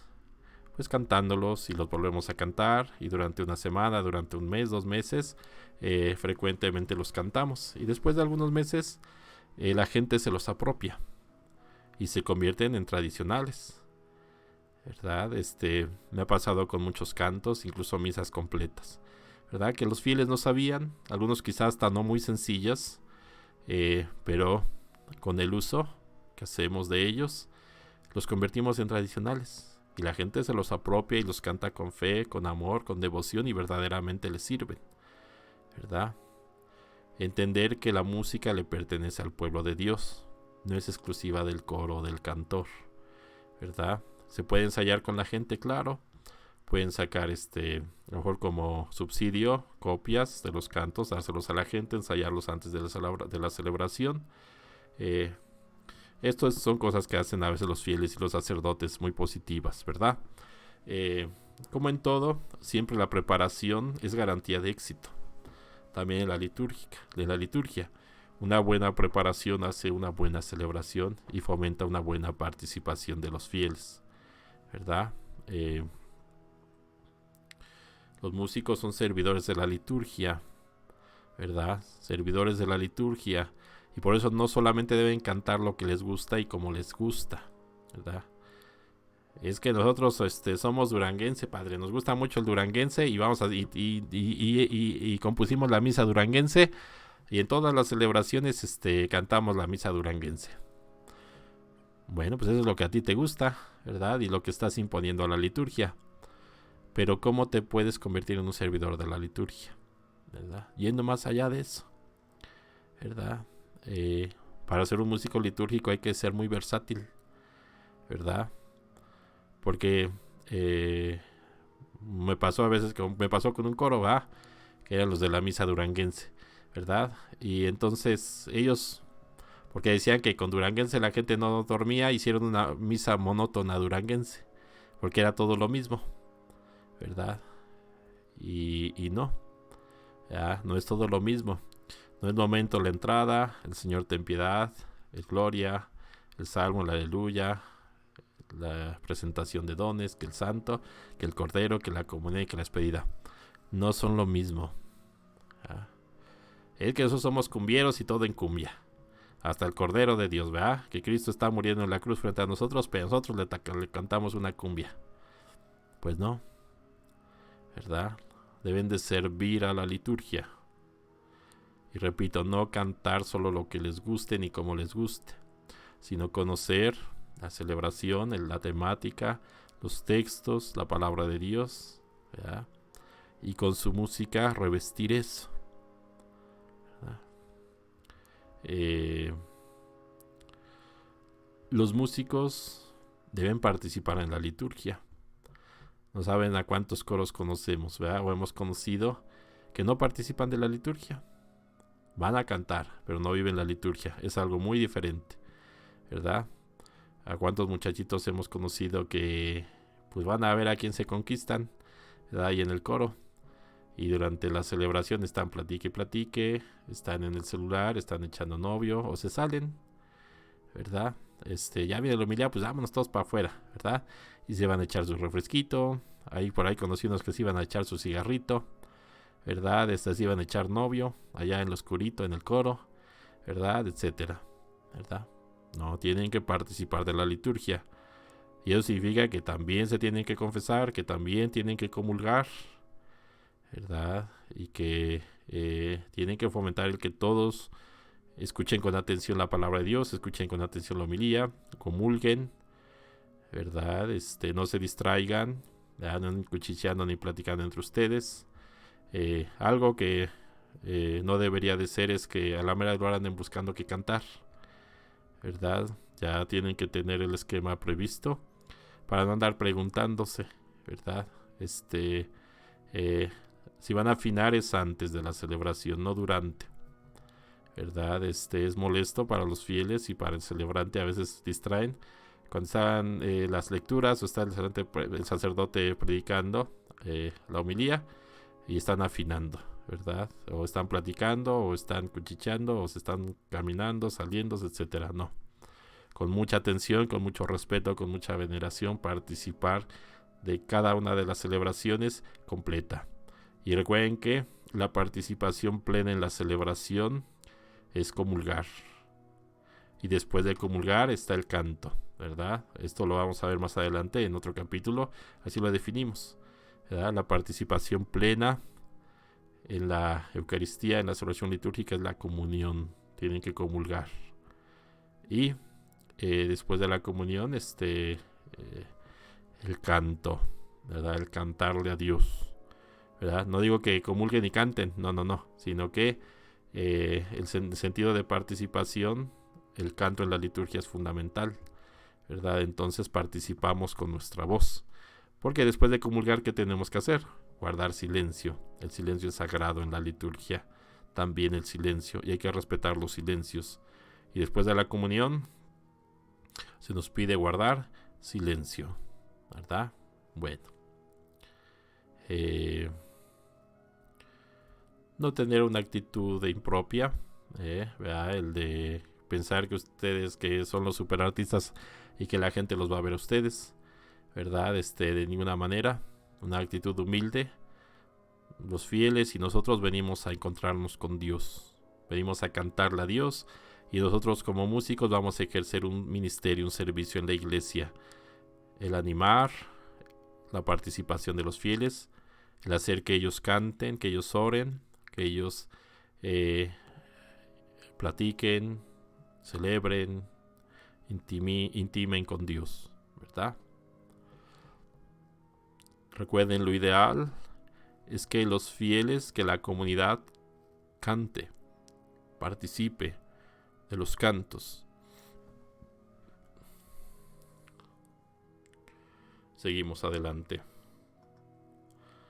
La norma para un canto litúrgico es que sea compuesto para la liturgia, es decir, para un momento propio de la liturgia. Por ejemplo, la procesión de entrada, el acto penitencial, alguna aclamación como el Aleluya, alguna procesión como es la presentación de los dones, la comunión, etcétera, ¿verdad?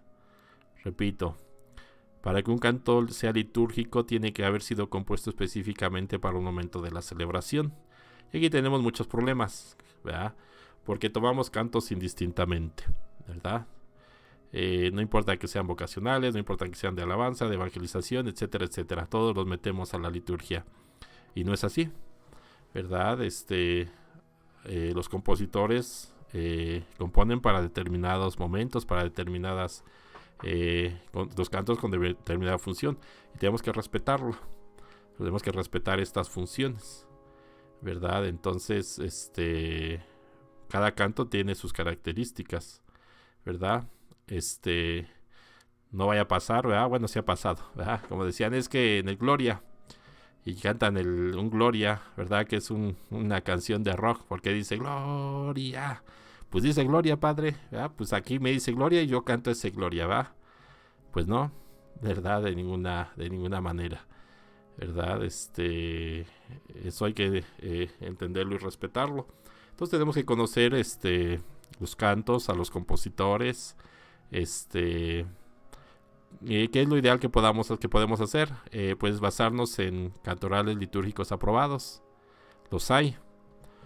Pero me he encontrado mucha gente que dice, padre, es que no conocemos ninguno. Nomás traemos un montón de copias que nos hemos ido pasando. Bueno, pues déjenme decirles que sí hay muchos cantorales aprobados. ¿Quién los aprueba? Pues las comisiones de liturgia, las dimensiones de música. Por ejemplo, aquí en México, el episcopado mexicano ya tiene un cantoral oficial, ¿verdad? Son varios tomos por tiempos litúrgicos. Algunas editoriales tienen sus propios cantorales aprobados, ¿verdad?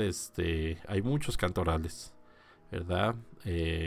Pues se cuida que sean compositores católicos, se busca cuidar que los cantos estén perfectamente definidos de acuerdo a su función, a sus características, ¿verdad? Aunque no se lo voy a mentir, hay algunos cantorales que tienen algunos cantos quizá un poquito mal ubicados, pero no lo hacemos un juicio negativo, al contrario, ¿verdad? Si nos seguimos esforzándonos por depurar, ¿verdad? Por seguir creciendo, por enriquecernos, ¿verdad? Con estos cantorales, ¿verdad?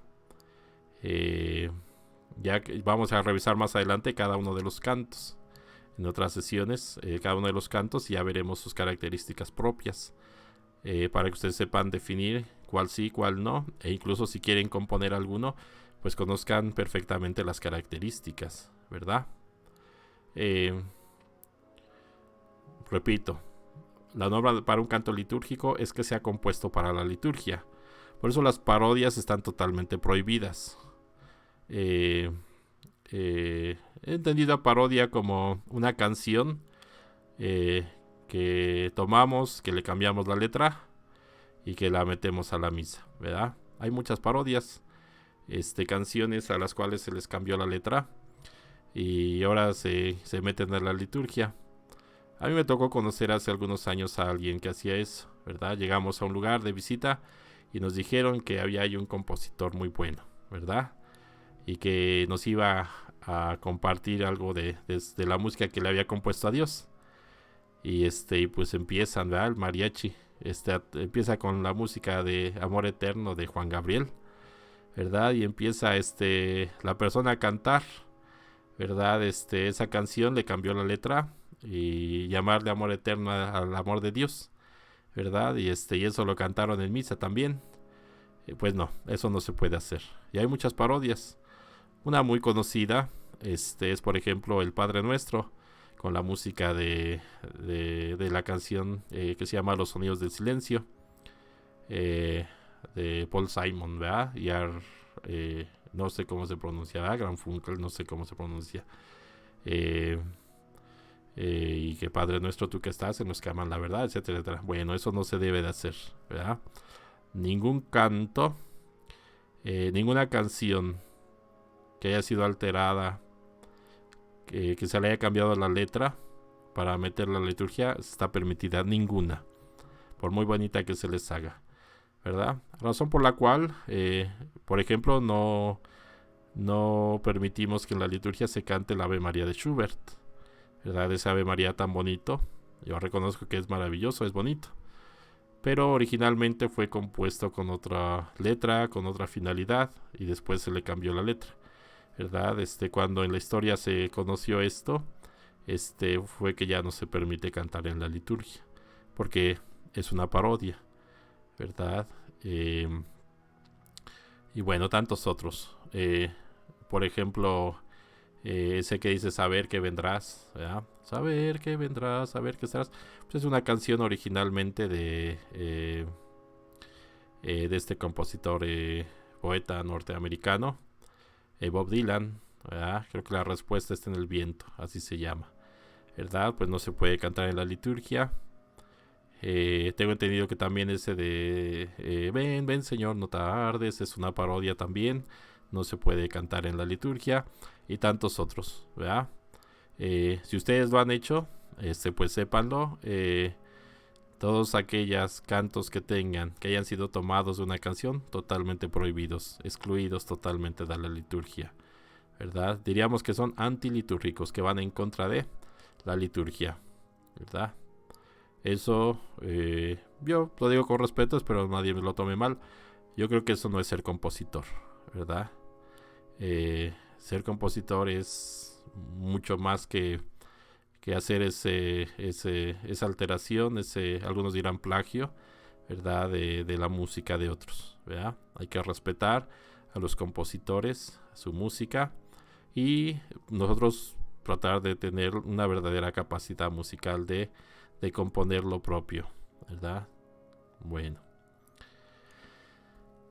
Repito, las parodias están totalmente prohibidas, ya que han sido compuestas para otros momentos y con intenciones diferentes, ¿verdad? Y miren, esto es muy negativo, lo que voy a decir a continuación.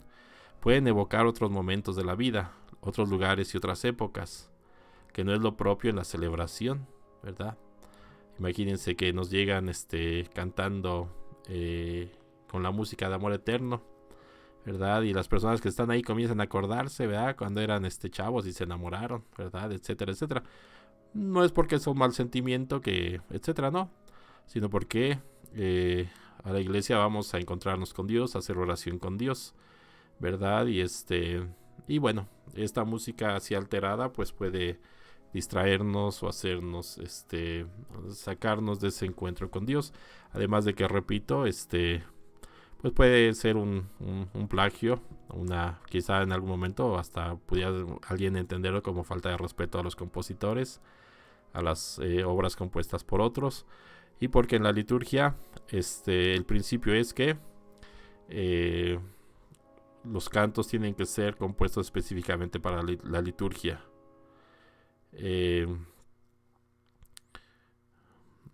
Bueno, seguimos, miren.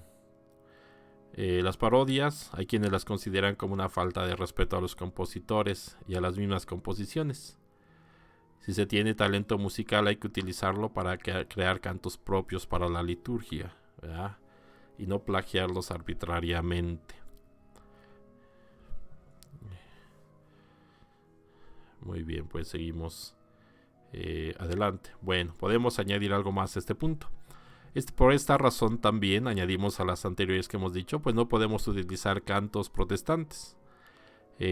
Por ejemplo, hay muchos cantos compuestos por pastores evangélicos, ¿verdad? Pues de ninguna manera, ¿verdad?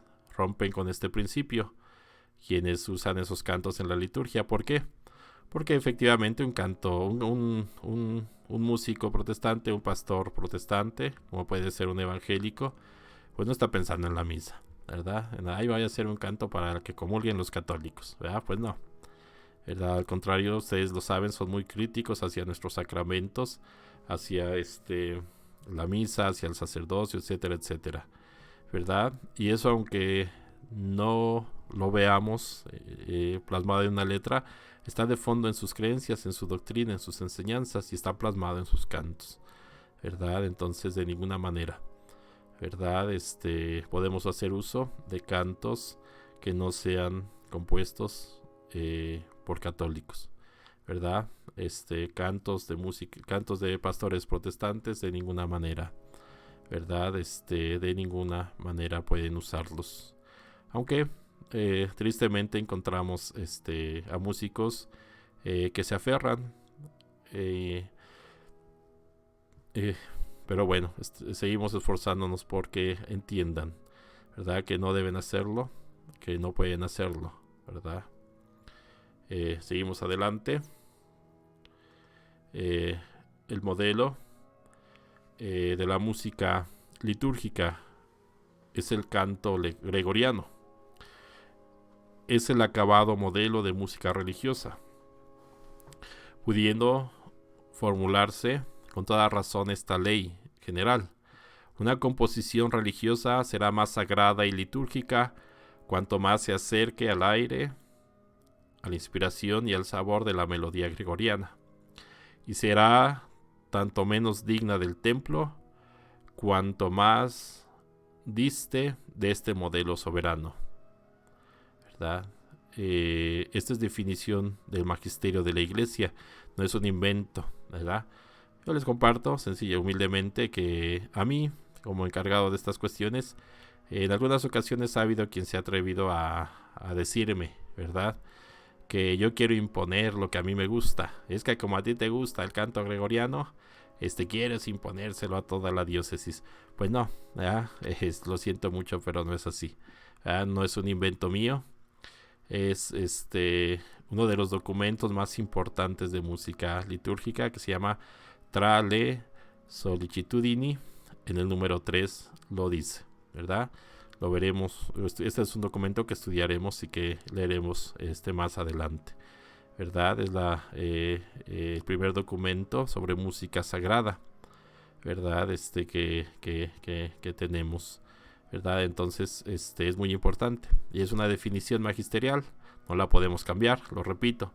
Una composición religiosa será más sagrada y litúrgica cuanto más se acerque en aire, inspiración y sabor a la melodía gregoriana, y será tanto menos digna del templo cuanto diste más de este modelo soberano, ¿verdad? Entonces, no deben de tomar como modelo algún artista, ¿verdad? O algún grupo que les guste. El modelo que tenemos que seguir todos los músicos litúrgicos es el canto gregoriano. Buscar entenderlo, conocerlo, comprenderlo, y buscar que nuestra música tenga, se acerque al aire, a la inspiración y a la melodía, ¿verdad? Gregoriana. Algo complicado, yo lo reconozco, difícil pero pues tenemos que tenerlo claro y tenemos que, en la medida de lo posible, crecer en este rumbo, ¿verdad? Siempre tenemos que buscar asemejarnos al modelo supremo de nuestra música. Esto es muy difícil de hacer entender. Se los digo con el tiempo de experiencia que he tenido en esto, ¿verdad? Cuesta mucho trabajo hacérselo entender a los músicos. Ojalá ustedes logren entenderlo. Se los digo sinceramente, ¿verdad? Que el Espíritu Santo les ayude a entender esto, ¿verdad? Siempre tenemos que buscar asemejarnos al modelo supremo de nuestra música litúrgica. Eso nos da identidad de católicos también. Y no al contrario.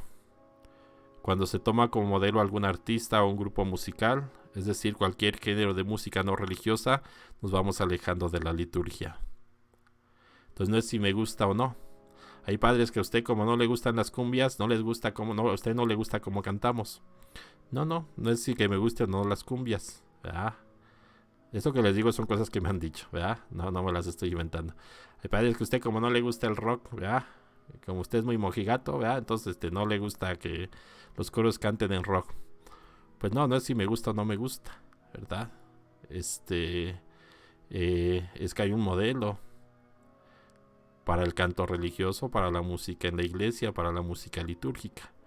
Y recuerden lo que yo les digo, el sentimiento, el gusto, no es criterio litúrgico. Por hacerlo así, cometemos muchos errores.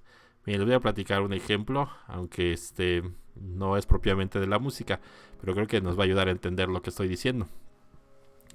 Un día estoy en la iglesia, ¿verdad? Sentadito ahí en una banca, haciendo oración.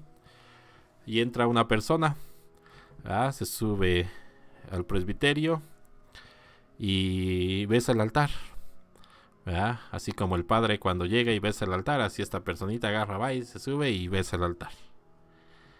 Y bueno, pues ya baja y le digo, a ver, venga para acá. Le digo, a ver, ¿por qué besa el altar? Y dice, es que yo amo mucho, ¿verdad? El altar, ¿verdad? Lugar sagrado y santo, ¿verdad? Y así como el padrecito besa el altar, yo también, como amo mucho el altar, siempre que vengo le doy un beso, ¿verdad? Pues sí, la señora, bueno, ya dije quién era. Bueno, era una señora, ¿verdad?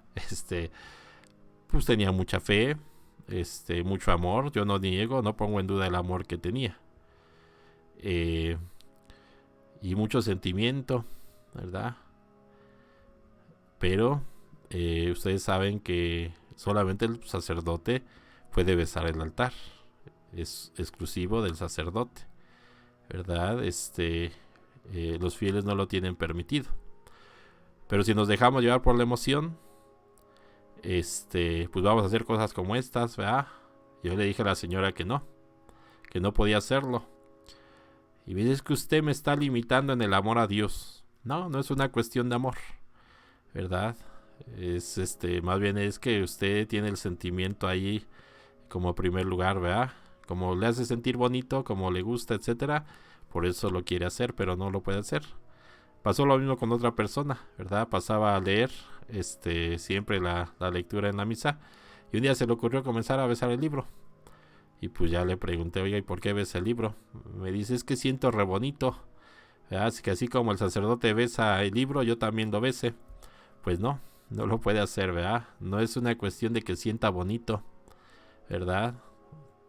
Son signos, son gestos que tienen un significado dentro de la liturgia, ¿verdad? Y que debemos de respetarlos, ¿verdad? Hay funciones presidenciales, ¿verdad? O sea, funciones que son propias del presidente. Si empezamos a dejar que los fieles hagan todo lo que les gusta, no, en un rato va a ser un desorden, ¿verdad? Al rato van a querer dar la bendición y van a imponer manos y van a querer consagrar y van a querer ordenar monaguillos y un montón de cosas, ¿verdad? Que van a comenzar a querer hacer. Pues no, ¿verdad? No, el sentimiento no es criterio para la liturgia. Pero conozco a músicos que anteponen el sentimiento como criterio litúrgico. Y por eso llegan a hacer cosas no correctas, no propias en la liturgia, ¿verdad? Ese es el caso de la música no católica, ¿verdad? De los cantos protestantes. Efectivamente son muy emocionales, muy sentimentales, ¿verdad? Muy bonitos. Pero en la liturgia eso no es lo principal para nosotros, ¿verdad? Por eso quizás nuestros cantos no son tan emocionales y no buscamos que lo sean, ¿verdad? Para nosotros los cantos no deben de ser un estorbo para encontrarse con Dios, ¿verdad? Es decir, para nosotros toda la emoción del sentimiento debe ser dirigida a Dios, no a un canto, ¿verdad? Entonces, ellos componen con una visión totalmente diferente a la católica, ¿sí? Totalmente diferente. Ellos, como no tienen sacramentos, ¿verdad? Utilizan la música como un medio como fin.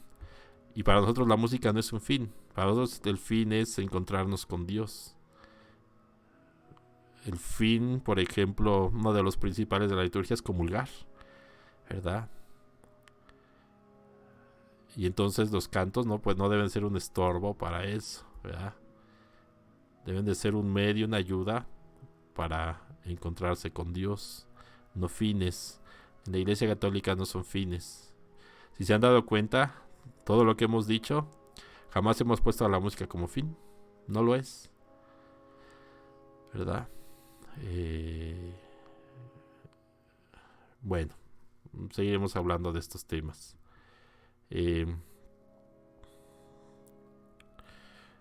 Vamos a otro principio, ¿verdad?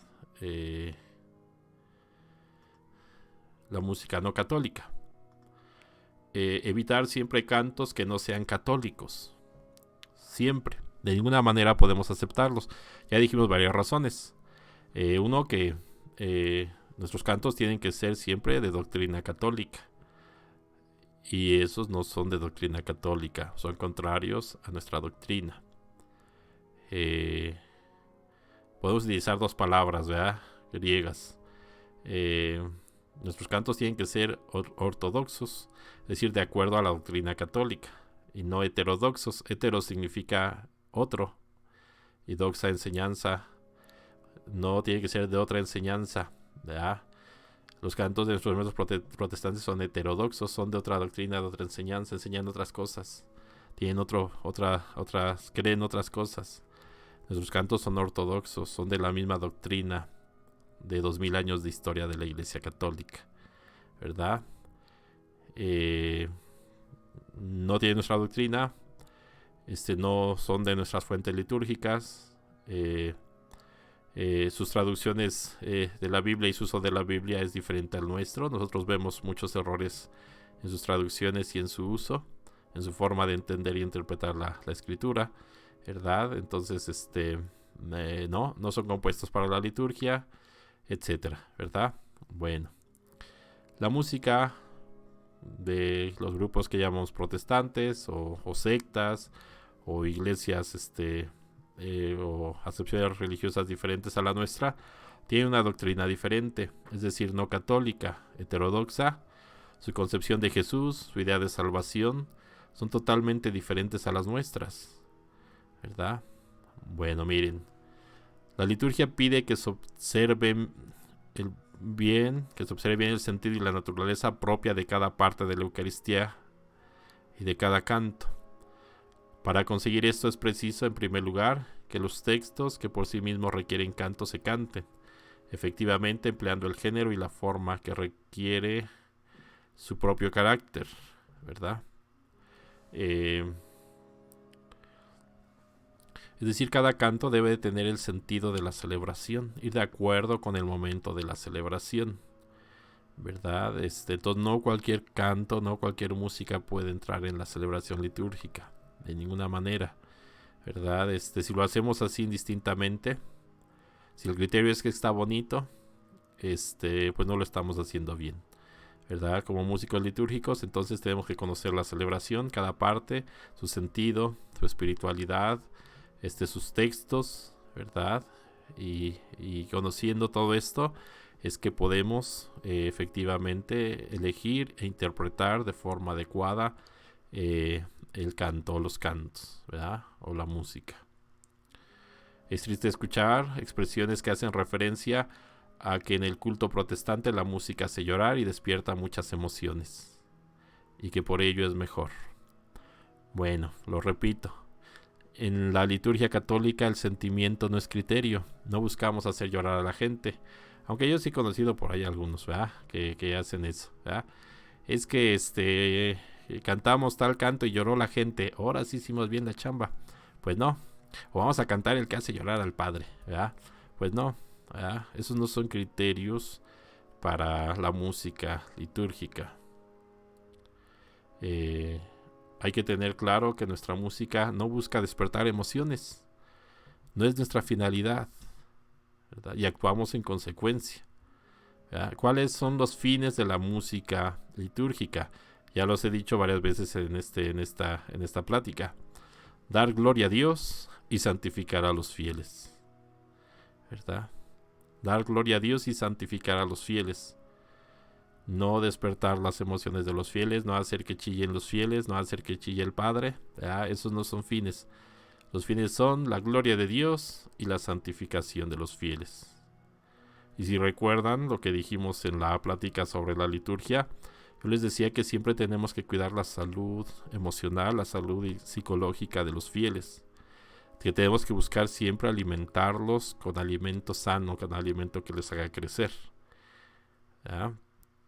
Creo yo que si nuestro criterio es el sentimiento, estamos dando solo dulces, ¿verdad? Cosas que les gustan a la gente, como a los niños, ¿verdad? Les damos un montón de dulces, pero al rato traen las muelas picadas, pero al rato tienen problemas de salud, etcétera. Pues no. Como una madre, la iglesia, como una maestra, la iglesia, como un médico, la iglesia, tiene que dar alimento sano, hacer crecer, cuidar el crecimiento y cuidar la salud de los fieles. Y eso es algo que nosotros tenemos que procurar siempre hacer en nuestro ministerio litúrgico como músicos. Nuestra música está al servicio de la liturgia y procura el bien espiritual. Para nosotros lo emocional no es un parámetro para valorar nuestra música. Hay música católica excelente, ¿verdad? 2000 años de música, díganlo con orgullo y siéntanse orgullosos, 2000 años de música. Nuestros primeros cantos están en el Nuevo Testamento, ¿verdad? Bueno, es más atrás, nuestros primeros cantos son los salmos, ¿verdad? Y hacemos uso de los salmos en cada misa, ¿verdad? Los primeros cantos propios de la Iglesia Católica están en el Nuevo Testamento. Los salmos y algunos cánticos, algunos textos del Antiguo Testamento los heredamos del pueblo de Israel, ¿verdad? Y durante 2000 años de historia la iglesia ha creado, ¿verdad? a la par de su liturgia, porque la música en la Iglesia Católica se ha creado dentro de la liturgia, es decir, para dar gloria a Dios y hacer crecer a los fieles, ¿verdad? Tenemos 2000 años de repertorio. Creo que ninguna institución puede tener tanta música como la Iglesia Católica y con la calidad de la que la tenemos, ¿verdad? Para nosotros lo emocional no es un parámetro para valorar nuestra música. Hay mucha música católica excelente. Más bien no la conocemos. Nuestro tesoro musical es de siglos, de 2000 años. Hunde sus raíces en el canto griego y judío, desde tiempos inmemorables. Es precisamente en nuestra iglesia donde encontramos el desarrollo de la escritura musical y de la armonía, ¿verdad? Y tantas otras cosas, ¿verdad? Entonces valoremos, amemos, respetemos nuestra propia música, ¿verdad? La música litúrgica se desarrolla dentro del espacio celebrativo ritual, unida a la acción litúrgica sacramental, y expresa con mayor delicadeza la oración, y enriquece con mayor solemnidad los ritos sagrados, a diferencia de aquella que ha sido compuesta para otros fines, y que por tanto no es litúrgica. En la iglesia hay mucha música de diferentes tipos. Hay música para evangelizar, música de alabanza, música vocacional, etcétera, ¿verdad?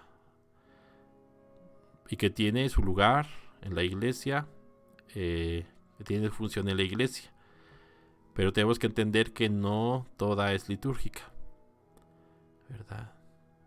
Que no todos los cantos, por ser católicos, son litúrgicos, ¿verdad? Sino que hay que respetar su uso, y que los músicos podemos tener esa versatilidad, ¿verdad? Es muy agradable cuando, por ejemplo, hay músicos que tienen la capacidad de participar como músicos litúrgicos, y después si vamos a la plática, tienen cantos de evangelización, y si vamos a la adoración al Santísimo, tienen los cantos propios de adoración al Santísimo, ¿verdad? Etcétera, ¿verdad? Y no que todo parejo, ¿verdad? Es que nosotros somos dos cumbieros y todo en cumbia, ¿va? Y solamente esto y lo otro no, porque nosotros no somos eso, ¿verdad? Bueno, pues dense cuenta que en la iglesia hay una riqueza tan grande, una versatilidad tan grande, que es bueno que seamos capaces de tenerla y vivirla como servidores, ¿verdad? Bueno, pues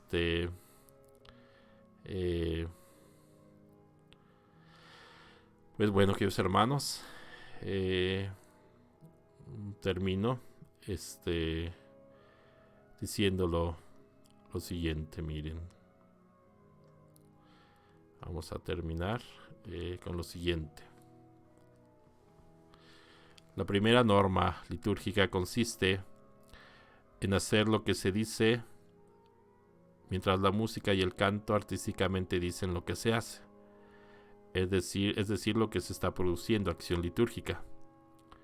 Por ejemplo, el canto de ofertorio habla del pan y el vino, que se presentan para ser transformados en el cuerpo y la sangre de Cristo. Si se canta otro tipo de canto, o se interpreta una pieza musical profana, pierde su sentido, dentro del rito propio de la celebración. El canto de comunión habla de los fieles que comulgan, es decir, que reciben el cuerpo y la sangre de Cristo. En este momento no tiene sentido cantar otro tipo de cosas, ¿verdad?